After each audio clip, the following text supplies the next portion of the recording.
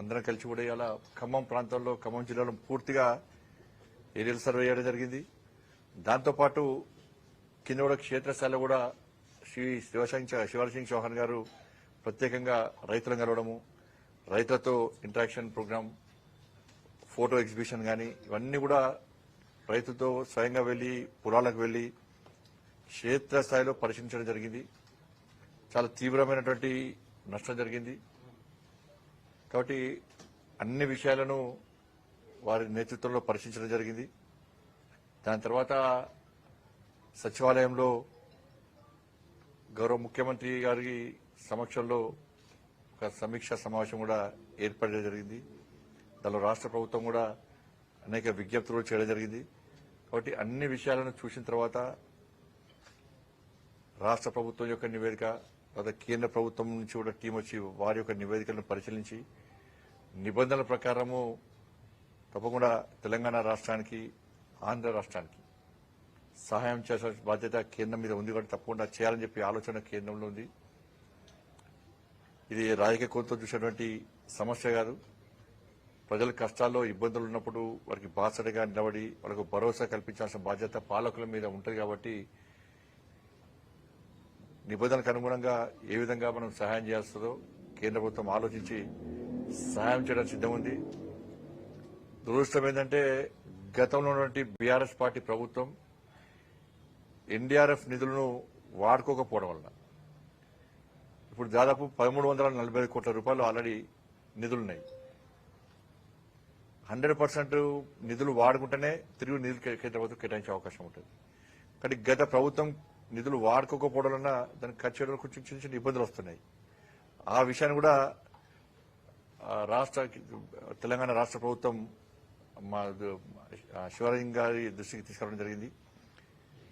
శివరాజ్ సింగ్ చౌహాన్ గారు కూడా అన్ని విషయాలు వినడం జరిగింది. తప్పకుండా తెలంగాణ రాష్ట్రానికి సహాయం చేస్తాం, ఈ విషయాన్ని ప్రధానమంత్రి గారి దృష్టికి తీసుకెళ్తామని చెప్పి వారు చెప్పడం జరిగింది. కాబట్టి అన్ని విషయాలను పరిశీలించి అన్ని విధాలు ఆదుకోవడానికి మేము ప్రయత్నం చేస్తాం.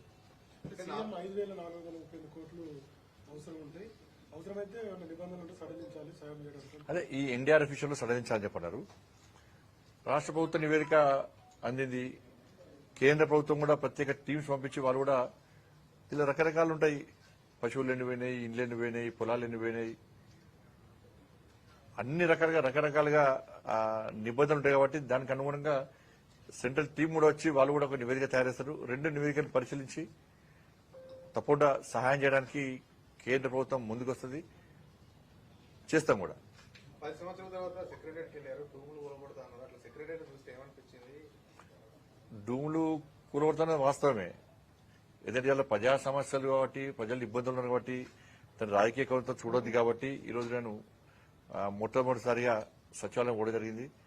ఇప్పుడు డూములు కూర్చోకుండా ఏం చేస్తారన్నా, 9 అంతస్తుల బిల్డింగ్ కు 3 అంతస్తులు డూమ్లే కట్టిపోయాడు. 3 అంతస్తులు డూమ్లే. దానిలో సరే అప్పుడు కేసీఆర్ మంచిగా జల్సాగా బతుకుతాడు కాబట్టి పెద్ద రూమ్ కట్టించుకున్నాడు.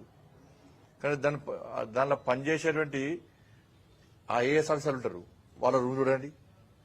దానిలో పనిచేసే సిబ్బందులు కూర్చోడానికి ప్లేస్ లేదు, పొట్టుపొట్టు తిట్టుకుంటారు. వాళ్ళు పొద్దున్న లేచి ఆ తమ్మిట్లో పెట్టిన వెంటనే కేసీఆర్ గారిని తిట్టుకోవడం పోతారు, లేవు లోపడుకోరు. వాళ్ళు ఆ ప్లేస్ లేదు. దానిలో 9 అంతస్తులకు 3 అంతస్తులు డూమ్లు ఎవడన్నా మెడకా మీద తలకి ఆయన భాషలనే మెడకా మీద తలకా ఉన్న వాళ్ళు 3 డూమ్ల కోసం 3 ఫ్లోర్లు కడతారు. 3 ఫ్లోర్లు వాడుకుంటారా? దాన్ని కూర్చోకుండా ఏం చేస్తారు? పక్కా కూర్చోం, బరాబరు కూర్చేస్తాం. దాన్ని మా ప్రభుత్వం వచ్చి వెంటనే పక్కా కూర్చేస్తాం. దాన్ని ఏ విధంగా చేయాలో ఆ విధంగా చేస్తాం. ప్రజలందరూ హర్షించే విధంగా చేస్తాం. డూమ్లో మాత్రం పక్కా కూల్చేస్తాం బరాబర్. దాన్ని ఆ మాట కట్టుబడి ఉన్నాం మేము. దాని సండర్ గెలిపెట్టిండు ఒకటి, ఆ సండర్ ఇంతవరకు స్టార్ట్ చేయాలట. పోటీ కట్టుకోవడం అంటే రాను కూడా రాలేదు. దానికి కేంద్ర మంత్రి విలువలే కలిసిండి ఎప్పుడైనా. కేంద్రం ఇచ్చే నిధులను వాడుకునే దమ్ము లేదా, తెలివి లేదా వాళ్ళకు? కేంద్రం ఇచ్చే నిధులను వాడుకోలే. ఈ మ్యాచింగ్ గ్రాంట్ ఇవ్వడం వలన 1000 కోట్ల రూపాయలు వాపసు పోయినాయి కేసీఆర్ ప్రభుత్వంలో. ఇలా బతుకుగట్లయిపోయా పరిస్థితి. ఏం యాగలే, నవగ్రహ యాగం, దశగ్రహ యాగం చేయాలి. ఈయననే దశగ్రహం, ఇంకో గ్రహం ఈయననే. ఆ గ్రహాలను అనుకుంటున్నాయట, మేము పూజ చేసుకుంటామా అనుకుంటున్నాయట. ఏం అవసరం చెప్పా నువ్వు ముఖ్యమంత్రి అవుతావి నీ పూజలు ఏమవసరం ఏదో చూసాను అది రీఎంట్రీ అట తెలంగాణ రాష్ట్ర ప్రజలు నీకు నో ఎంట్రీ బోర్డు పెట్టిరు ఆల్రెడీ పొలిటికల్ గా నో ఎంట్రీ బోర్డు పెట్టి మళ్ళీ రీఎంట్రీ ఎక్కడ నీకు ఇంకా ఇప్పుడు నువ్వు ముఖ్యమంత్రి అవుతావి నీ కొడుకుని మంత్రి చేస్తేవి నీ బిడ్డని ఎంపీ చేస్తేవి ఎమ్మెల్సీ చేస్తేవి అల్లుడిని మంత్రి చేస్తేవి ఇంకోనే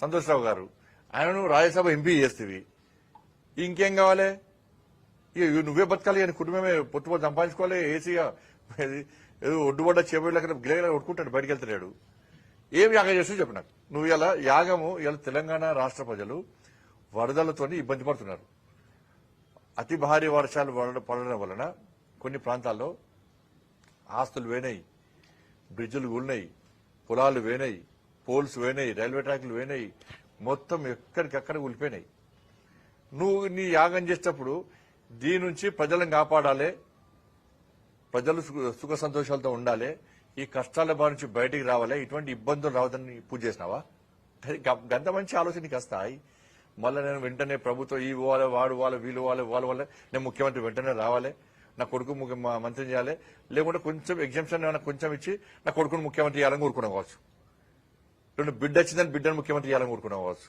అంతే నువ్వు చేసే పూజలన్నీ గివే అన్ని గివే దరిద్రపోయే అన్ని గివే దరిద్రపు ఆలోచనలు ఎవరికి ఏం కనీసం ఎవరికి ఒక పైసా మందం లాభం జరగని దరిద్రపు ఆలోచనలు వచ్చినట్టనే ఆయనకేస్తాయి కానీ ఎందుకు చేసిన పూజలు నవగ్రహాలు కాదు తెలంగాణలో దశగ్రహాలు ఉండే ఓ గ్రహం వీకింది